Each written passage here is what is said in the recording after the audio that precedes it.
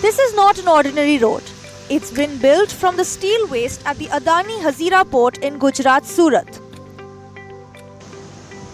This is the first time that this technology has been used at a commercial port. The 1.1 kilometer stretch is made of steel slag aggregate inside Hazira port, which has fulfilled the dream of Prime Minister Modi's vision Waste to Wealth mission.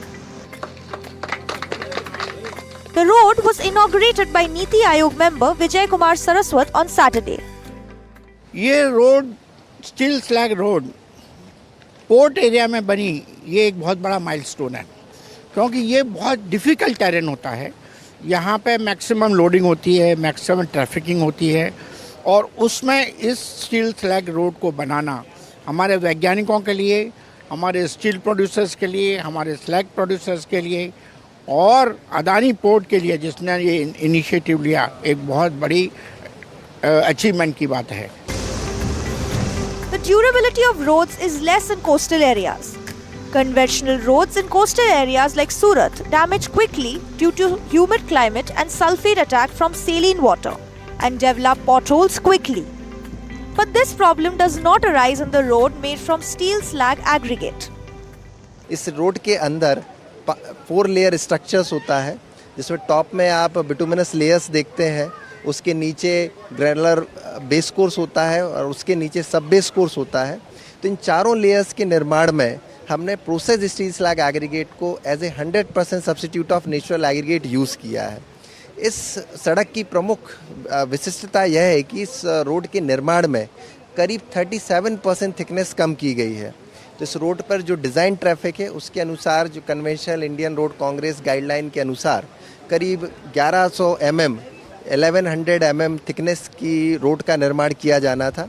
उसकी जगह हमने यहाँ पर 790 mm thickness का road बनाया है. तो overall 37% thickness reduction किया है, जिससे ये रोड करीब 44% चीपर हो जाती है कन्वेंशनल रोड के.